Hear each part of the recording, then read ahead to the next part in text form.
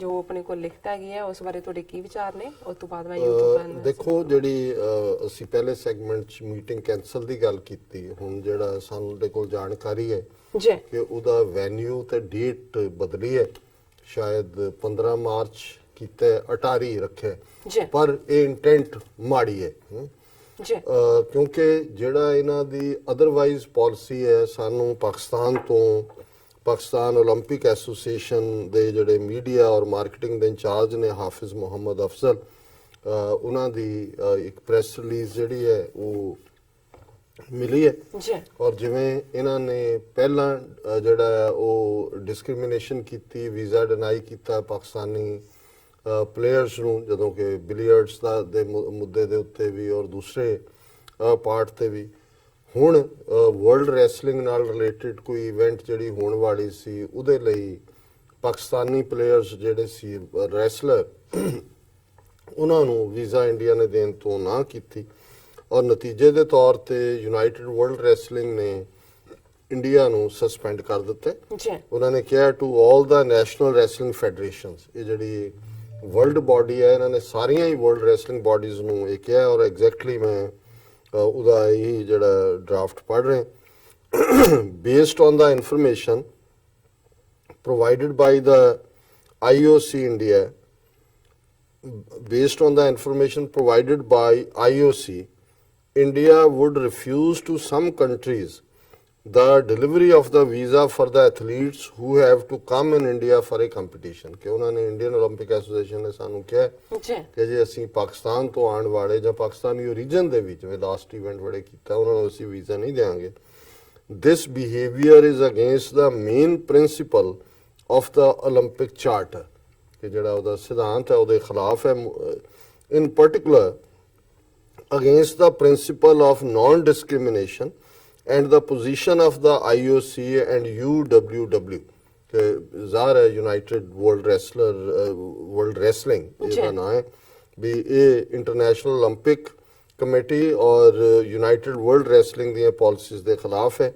The equality of treatment has to be granted for all the athletes and delegations participating in international events without any kind of discrimination or political interference from the host country।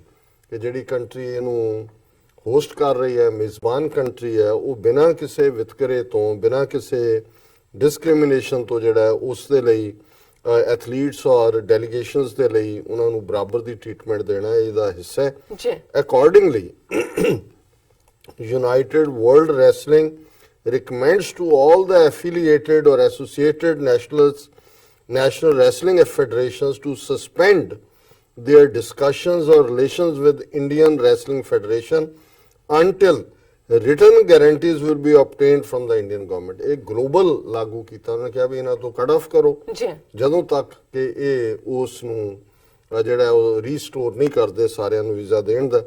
ਔਰ ਫਿਰ ਇਹੀ ਉਹਨਾਂ ਦੀ Michael ਡਸਨ secretary general ਨੇ ਉਹਨਾਂ ਦੀ ਇਹ ਜਿਹੜੀ ਹੈ directive. ਸੋ ਅਸੀਂ ਸਮਝਦੇ ਹਾਂ ਵੀ ਇੰਡੀਆ ਦੀ ਜਿਹਨੂੰ ਕਹਿੰਦੇ ਨੇ ਵੀ ਕੁੱਤੇ ਖਾਣੀ ਵੀ ਔਰ ਤੋਏ ਵੀ ਇਹ ਬਥੇਰੀ ਹੋ ਰਹੀ ਹੈ, ਪਰ ਇਹ ਜਿਹੜਾ ਇਸ ਨਸਲ ਦੇ ਲੋਕ ਹੁੰਦੇ ਨੇ, ਜਿਵੇਂ ਉਹ ਅਸੀਂ ਪੜ੍ਹ ਕੇ ਹਟੇ ਹਾਂ ਕਿ ਵੀ ਇਹ ਜਿਹੜੀ ਮਾੜੀ ਨਸਲ ਹੈ ਇਹਨਾਂ ਨੂੰ ਨੇਕੀ ਦਾ ਵੀ ਨਹੀਂ ਪਤਾ ਔਰ ਅਲਟੀਮੇਟਲੀ ਇਹ ਜਿਹੜੀ ਹੈ ਇਹ ਇਹਨਾਂ ਨੂੰ ਬੁਰਾਈ ਹੀ ਖਾ ਜਾਂਦੀ ਹੈ। ਔਰ ਜਿਹਨੂੰ ਗੁਰੂ ਨਾਨਕ ਜੋ ਗੁਰਬਾਣੀ ਦੇ ਵਿੱਚ ਅਸੀਂ ਜਦੋਂ ਕਹਿੰਦੇ ਹਾਂ ਸੁਖੀ ਬਸੈ ਮਸਕੀਨੀਆਂ, ਪੰਜਵੇਂ ਪਾਤਸ਼ਾਹ ਦਾ ਫਰਮਾਨ ਹੈ, ਸੁਖੀ ਬਸੈ ਮਸਕੀਨੀਆਂ ਆਪ ਨਿਵਾਰ ਤਲੇ ਵੱਡੇ ਵੱਡੇ ਅਹੰਕਾਰੀਆ ਨਾਨਕ ਗਰਭ ਗਲੇ। ਗਰਭ ਕਹਿੰਦੇ ਨੇ ਪ੍ਰਾਈਡ ਨੂੰ, ਕਿ ਜਿਹੜਾ ਮਸਕੀਨੀ ਭਾਵ ਚ ਹੈ, ਹੰਬਲ ਹੈ ਹਾਂਜੀ, ਉਹ ਸੁਖੀ ਰਹਿੰਦਾ ਤੇ ਜਿਹੜੇ ਵੱਡੇ ਵੱਡੇ ਹੰਕਾਰੀ ਨੇ ਉਹਨਾਂ ਨੂੰ ਮਾਰਨ ਲਈ ਕਿਸੇ ਦੀ ਲੋੜ ਨਹੀਂ ਹੁੰਦੀ। ਨਾਨਕ ਗਰਭ ਗਲੇ, ਉਹਨਾਂ ਦਾ ਪ੍ਰਾਈਡ ਹੀ ਉਹਨਾਂ ਨੂੰ ਖਤਮ ਕਰ ਦਿੰਦਾ ਹੈ ਔਰ ਇੰਡੀਅਨ ਸਿਸਟਮ ਅੱਜ ਉਸ ਦੇ ਲਈ ਕੁਆਲੀਫਾਈ ਕਰ ਰਿਹਾ ਹੈ। ਮੇਰੇ ਕੋਲ ਫੇਸਬੁੱਕ ਮੈਸੇਜ ਹੈ, ਸਾਡੇ ਪਹਿਲੀ ਵੀਡੀਓ ਤੇ ਕਾਫੀ ਸਾਰੇ ਮੈਸੇਜ ਨੇ, ਅਸੀਂ ਸਭ ਦਾ ਬਹੁਤ ਬਹੁਤ ਸ਼ੁਕਰੀਆ ਅਦਾ ਕਰਦੇ ਹਾਂ। ਸੁਰਿੰਦਰ ਜੀ ਸਾਨੂੰ ਲਿਖਦੇ ਨੇ ਕਈ ਦ੍ਰਿਸ਼ ਸਾਨੂੰ ਕਦੇ ਵਿਖਾਈ ਨਹੀਂ ਦਿੰਦੇ, ਮਨੁੱਖੀ ਹੱਕ ਆਦਮੀ ਦੀ ਸੋਚ ਉੱਥੇ ਤੱਕ ਪਹੁੰਚ ਨਹੀਂ ਸਕਦੀ, ਗੁਪਤ ਪਾਲਿਸੀਆਂ ਉਲੀਕੀਆਂ ਜਾਂਦੀਆਂ ਹਨ, ਕਈ ਦੁਖਾਂਤ ਵਾਪਰਦੇ ਹਨ, ਲੇਕਿਨ ਮਨੁੱਖੀ ਅਕਲ ਉਸ ਨੂੰ ਘਟਨਾ ਮੰਨ ਲੈਂਦੀ ਹੈ। ਮਨੁੱਖ ਦੇ ਅੰਦਰ ਸਾੜਾ ਪਲਦਾ ਹੈ, ਈਰਖਾ ਪਲਦੀ ਹੈ।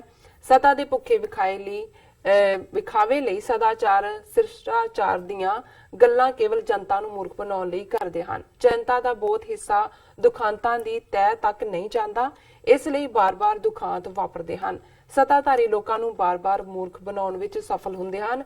ਇੱਕ ਫੌਜੀ ਤਾਕਤ ਹੁੰਦੀ ਹੈ, ਦੂਜੀ ਕਲਮੀ ਤਾਕਤ ਹੁੰਦੀ ਹੈ, ਤੀਜੀ ਮੀਡੀਆ ਦੀ ਤਾਕਤ ਹੁੰਦੀ ਹੈ। ਸਤਾਧਾਰੀ ਆਪਣੇ ਹਰ ਹੋਸ਼ੇ ਕੰਮ ਲਈ ਇਸ ਮੀਡੀਆ ਦੀ ਤਾਕਤ ਨੂੰ ਵਰਤਦਾ ਹੈ। ਅਧ ਵਿਗਿਆਨ ਤੋਂ ਕੋਰੀ ਜਨਤਾ ਮੀਡੀਆ ਦਾ ਅਸਰ ਬਹੁਤ ਜਲਦ ਕਬੂਲਦੀ ਹੈ।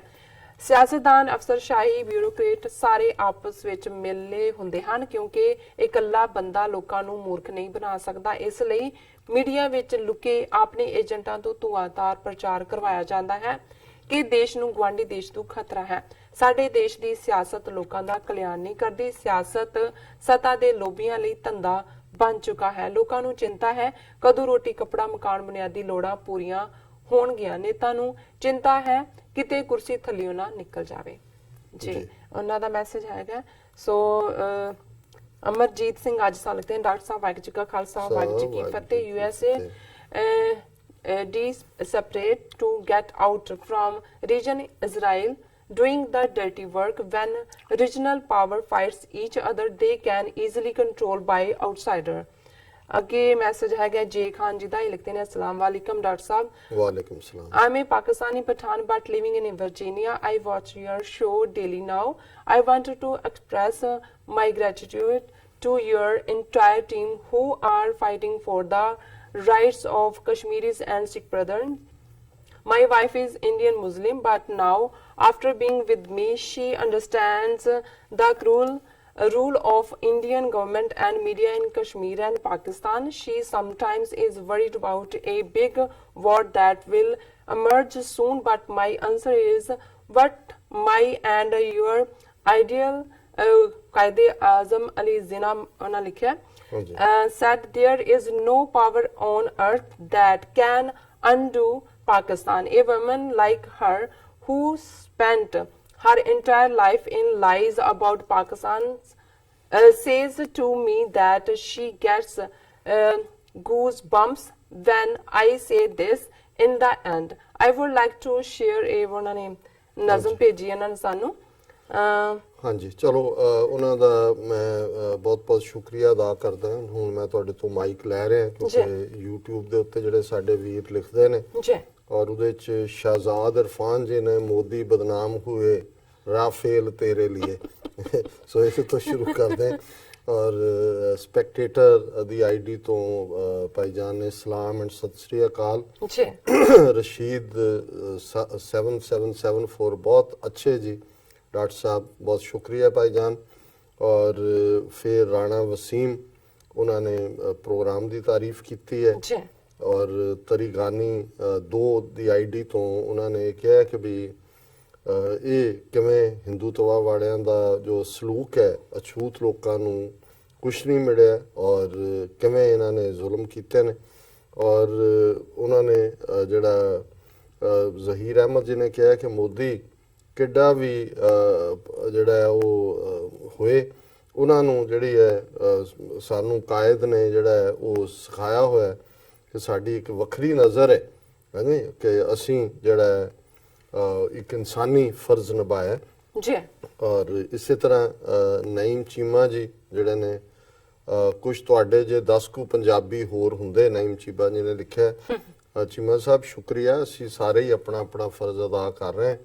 मैं समझदा भी साडा ये फर्ज भी है जे असीं ईमान वाले लोग हैं कि सच हक इंसाफ दे लई खलोईए, उस लई गल करिए। नज़ीर जट, गैरी संधू, अशार बिलाल ਇਹਨਾਂ ਸਾਰਿਆਂ ਨੇ ਜਿਹੜਾ ਉਹ ਸ਼ੁਭਕਾਮਨਾਵਾਂ ਵੀ ਦਿੱਤੀਆਂ ਔਰ ਤਾਰੀਫ ਵੀ ਕੀਤੀ ਹੈ। ਹੁਣ ਤੁਸੀਂ ਬਰਕਤ ਖਾਨ ਸਾਨੂੰ ਲਿਖਦੇ ਨੇ ਕਿ intelligence reports that RAW and NDS planning for terrorist activities inside Pakistan as were doing in the past. ਉਹਨਾਂ ਲਿਖਿਆ ਮੁਹੰਮਦ ਆਰਫ ਕਾਦਰੀ ਸਾਨੂੰ ਲਿਖਦੇ ਨੇ very good Sardar ji. And Satpal Singh Purewal ਸਾਨੂੰ ਫਤਿਹ ਬੁਲਾਉਂਦੇ ਨੇ। ਐਂਡ ਮੁਸਤਰ ਬਾਸ਼ੀਰ ਸਾਲ ਲਿਖਦੇ ਨੇ ਗ੍ਰੇਟ ਖਾਲਿਸਤਾਨ। ਉਹਨਾਂ ਨੇ ਲਿਖਿਆ Okay, and Muhammad Gulab Khan Sanidine Salam, Dr. Saab, I can see your health by the grace of RAB likha Rab likhya ਉਹਨਾਂ ਨੇ ਹਾਂਜੀ 21st Sikh Regiment declined to fight war for India. Is there any truth in such a brilliant news? ਦੇਖੋ ਇਸ ਤਾਂ ਕੋਈ ਸ਼ੱਕ ਨਹੀਂ ਹੈ ਕਿ ਫੌਜ ਜਿਹੜੀ ਹੈ ਸਿੱਖ ਜਿਹੜੇ ਫੌਜ 'ਚ ਨੇ ਉਹ ਜਿਹਨੂੰ ਪੰਜਾਬੀ 'ਚ ਵੀ ਕਹਿੰਦੇ ਨੇ ਕਿ ਪਾਪੀ ਪੇਟ ਕਾ ਮਾਮਲਾ ਹੈ ਪਿਆਰੇ ਜੀ ਸੋ ਉਹਦੇ ਥੱਲੇ ਉਹ ਜ਼ਰੂਰ ਭਰਤੀ ਹੁੰਦੇ ਨੇ ਪੰਜਾਬ ਦੇ ਕਲਚਰ ਦੇ ਵਿੱਚ ਵੀ ਅੰਗਰੇਜ਼ਾਂ ਦੇ ਵੇਲੇ ਵੀ ਪੰਜਾਬੀ ਮੁਸਲਮਾਨ ਔਰ ਸਿੱਖ ਸਭ ਤੋਂ ਜ਼ਿਆਦਾ ਉਹਨਾਂ ਦੇ ਸ਼ੋਲਜਰ ਸਨ ਪਰ ਹੁਣ ਸਿੱਖ ਫੌਜ 'ਚ ਦੇਸ਼ ਭਗਤੀ ਦੇ ਨਾਂ ਥੱਲੇ ਵਤਨ ਪ੍ਰਸਤੀ ਜਾਂ ਪੈਟਰੀਓਟਿਜ਼ਮ ਦੇ ਉਹ ਵਿਲ ਨਹੀਂ ਹੈ ਜੀ ਸੋ ਜ਼ਾਹਰ ਹੈ ਕਿ ਅਧ ਬਨੇ ਮਨ ਦੇ ਨਾਲ ਆਪਣੀ ਨੌਕਰੀ ਪੂਰੀ ਕਰਦੇ ਆ ਜ਼ਰੂਰ ਜਿੱਥੇ ਭੇਜਦੇ ਨੇ ਉਹ ਚਲੇ ਜਾਂਦੇ ਨੇ ਔਰ ਇਸ ਵੇਲੇ ਪੰਜਾਬ 'ਚ ਈਵਨ ਇੰਡੀਅਨ ਆਰਮੀ ਜੁਆਇਨ ਕਰਨ ਦਾ ਕੋਈ ਚਾਅ ਨਹੀਂ ਇਸ ਲਈ ਬਹੁਤ ਵੱਡੀ ਗਿਣਤੀ ਦੇ ਵਿੱਚ ਜਿਹੜਾ ਹੁਣ ਸਿੱਖ ਜਿਹੜੇ ਨੇ ਉਹ ਫੌਜ ਨਹੀਂ ਜੁਆਇਨ ਕਰਦੇ ਜਿਵੇਂ ਪਹਿਲਾਂ ਕਰਦੇ ਸੀ ਔਰ ਮੈਂ ਸਮਝਦਾ ਕਿ ਕਸ਼ਮੀਰ ਦੇ ਵਿੱਚ ਜੇ ਹੁਣ ਅਸੀਂ ਦੇਖੀਏ ਕਿ ਜਿਹੜੇ ਇਹਨਾਂ ਨੇ ਜ਼ਿਆਦਾ ਸੀਆਰਪੀਐਫ ਹਾਲਾਂ ਸੀਆਰਪੀਐਫ ਦੀ ਕੋਈ ਫੌਜੀ ਟ੍ਰੇਨਿੰਗ ਨਹੀਂ ਹੁੰਦੀ ਪਰ ਉਹਦੇ ਵਿੱਚ ਸਿੱਖ ਬਹੁਤ ਜ਼ਿਆਦਾ ਨਹੀਂ ਹੈਗੇ ਔਰ ਉਹ ਇਸੇ ਲਈ ਲਿਆ ਰਹੇ ਨੇ ਉਹ ਸਾਰੇ ਯੂਪੀ ਬਿਹਾਰ ਤੋਂ ਭਰਤੀ ਕੀਤੇ ਨੇ ਉਹ ਪੂਰੇ ਨਫ਼ਰਤ ਨਾਲ ਭਰੇ ਹੋਏ ਨੇ ਔਰ ਸਿੱਖ ਫੌਜੀ ਜਿਹੜਾ ਹੈ ਉਹ ਉਹਦੇ 'ਚ ਇਨਸਾਨੀਅਤ ਵੀ ਹੈ ਕਿਤੇ ਨਾ ਕਿਤੇ ਉਹ ਵੀ ਮਹਿਸੂਸ ਕਰਦਾ ਹੈ ਔਰ ਜੋ ਫਿਰ ਸਿੱਖਾਂ ਨੇ ਪੰਜਾਬ 'ਚ ਆਪਣੇ ਪਿੰਡਾਂ 'ਚ ਹੰਡਾਇਆ ਫੌਜੀ ਵੀ ਉਹਨਾਂ ਪਿੰਡਾਂ 'ਚੋਂ ਹੀ ਆਉਂਦੇ ਨੇ ਉਹਨਾਂ ਪਰਿਵਾਰਾਂ 'ਚੋਂ ਹੀ ਨੇ ਜਿਨ੍ਹਾਂ 'ਚ ਪੰਜਾਬ ਦੀ ਪੁਲਿਸ ਤੋਂ ਜਾਂ ਭਾਰਤ ਦੀ ਫੌਜ ਨੇ ਜ਼ੁਲਮ ਕੀਤੇ ਨੇ ਕਿਸੇ ਦਾ ਭਰਾ ਚੁੱਕ ਕੇ ਮਾਰਿਆ ਹੋਇਆ ਹੈ ਕਿਸੇ ਦੀ ਭੈਣ ਦੇ ਨਾਲ ਜਿਹੜਾ ਜ਼ਬਰ ਜਨਾਹ ਕੀਤਾ ਹੋਇਆ ਹੈ ਸੋ ਇਹਦੇ 'ਚ ਕੋਈ ਸ਼ੱਕ ਨਹੀਂ ਹੈ ਕਿ ਵੀ ਕੋਈ ਪੰਜਾਬ ਦੇ ਵਿੱਚ ਕੋਈ ਇੰਡਸਟਰੀ ਨਹੀਂ ਕੋਈ ਹੋਰ ਇਹ ਵੀ ਇੱਕ ਵੱਡਾ ਕਾਰਨ ਹੈ ਕਿ ਨੌਜਵਾਨ ਉੱਥੋਂ ਬਾਹਰ ਨਿਕਲ ਰਹੇ ਨੇ ਨੌਕਰੀਆਂ ਦੀ ਭਾਲ ਦੇ ਵਿੱਚ ਔਰ ਦੂਜੇ ਲੇਕਿਨ ਫੌਜ ਦੇ ਵਿੱਚ ਜਿਹੜਾ ਸਿੱਖ ਜਿਹੜਾ ਉਹਨੂੰ ਪਸੰਦ ਨਹੀਂ ਕਰਦਾ ਇੰਡੀਅਨ ਆਰਮੀ ਨੂੰ ਤਾਰਿਕ ਅਨੀਸਾਨ ਲਿਖਦੇ ਨੇ doctor Sahib Islam ਵਾਲੇਕਮ what is the most important thing is to explain to your new generation what was the faith of Baba Guru Nanak you need to work hard on this thing